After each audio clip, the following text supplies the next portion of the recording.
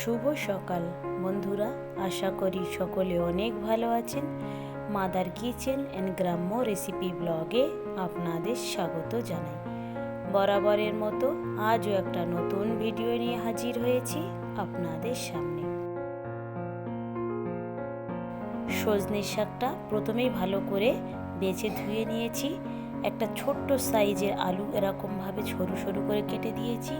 পেঁয়াজ দিয়েছি একটু বেশি করে, আর খানিকটা লঙ্কা দিয়েছি। লঙ্কাটা আপনারা আপনাদের পরিমাণ অনুযায়ী বুঝে শুনে ব্যবহার করবেন। হলুদের গুঁড়ো আর লবণ দিয়েছি স্বাদ মতো, দিয়ে একটু নাড়াচাড়া করে আমি এটাকে একটা ঢাকায় ঢেকে দিচ্ছি।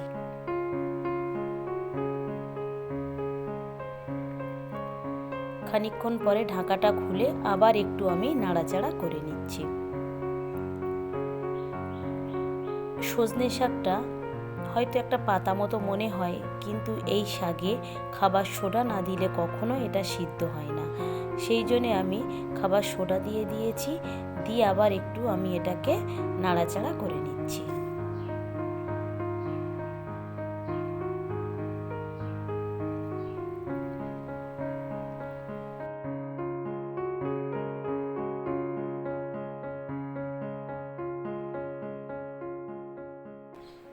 সোডাটা দেওয়ার কিছুক্ষণ পরে ঠিক এইভাবে সজনে পাতাগুলো একেবারেই গলে গিয়েছে। এটাকে আমি আরেকটু ভালো করে নাড়াচাড়া করে নিচ্ছি, নিয়ে আমি এটাকে একদম ভালো করে শুকনো শুকনো করে নিচ্ছি।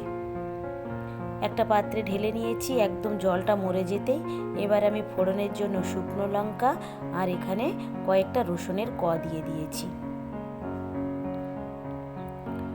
রসুনটাও একটু ভালো করে ভাজা ভাজা হয়ে আসতেই আমি খানিকটা চিংড়ি ছোট ছোট করে কেটে এইভাবে দিয়ে দিয়েছি। চিংড়িটা দিয়ে আপনারা খুব ভালো করে ভেজে নেবেন। চাইলে অল্প একটু জলও দিতে পারেন এই চিংড়িতে, দিয়ে একটু ভালো করে ভেজে নেবেন। স্বাদ মতো লবণ দিয়েছি, যতটা আমার চিংড়িতে লাগবে সেই পরিমাণ অনুযায়ী। চিংড়িটা খুব সুন্দর করে ভাজা হয়ে গিয়েছে। এবারে আমি তুলে রাখা সজনে পাতাগুলো দিয়ে দিয়েছি, দিয়ে এই চিংড়ি আর তেলের সঙ্গে ভালো করে মাখিয়ে নিলেই হয়ে যাবে সজনে পাতার রেসিপি। আপনারাও ঠিক এইভাবে বাড়িতে তৈরি করে নেবেন। হয়ে গিয়েছে আমার সজনে পাতার রেসিপি। যারা কখনো তৈরি করেননি বা অনেকেই হয়তো আছেন কখনো খাননি, তারা একবার হলেও এই সজনে পাতার রেসিপিটা করে দেখবেন, খেতে অসাধারণ লাগবে। কেউ বুঝতেও পারবে না যেটা আপনি কি রান্না করেছেন, কেউ ধরতেও পারবে না, কারণ এর পাতাগুলো একদম ঘেঁটে যাবে, কোনো চিহ্ন থাকবে না।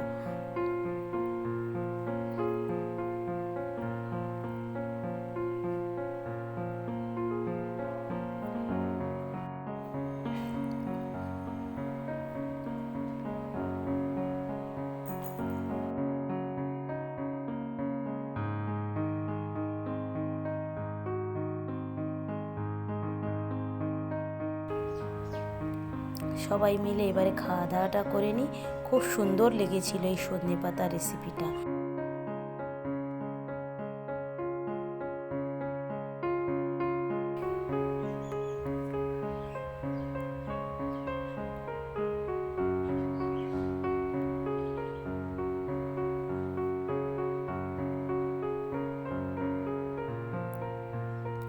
ভিডিওটা তাহলে এখানেই শেষ করছি। ভালো থাকবেন, সুস্থ থাকবেন, আর ব্লগটি কেমন লাগলো অবশ্যই জানাবেন। ভালো লাগলে একটা সাবস্ক্রাইব করে দেবেন।